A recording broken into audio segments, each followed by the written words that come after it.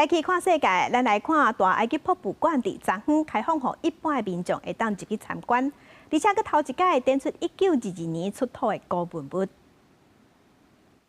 图坦卡门法老的金名卡，电火一就了光死世，伊是上有名、保存上完整、确定归属法老本人的王室状名卡，互人认为是古埃及葬礼艺术的巅峰甲象征。在伫个博物馆大厅中，有3200年历史的拉美西斯二世雕像，重38吨。本来在伫个开罗市中心拉美西斯火车站的矿场，即马变做镇馆之宝。经过20几年的等待，大埃及博物馆正式对外开放。The most thing attracted me, it was Tutankhamun's tomb.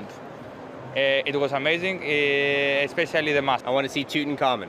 This is my second day in Egypt, so I want to see everything. 虽然之前博物馆有部分的区域就已经对外开放，不过1922年出土的有名的法老图坦卡门陵墓的珍宝是第一遍开放，也是规座博物馆的核心展区，面积7500平方公尺，展出超过5000件图坦卡门陵墓的珍宝文物、王座、战车、棺材、亮画甲珠宝。公司新闻吴文玲编写。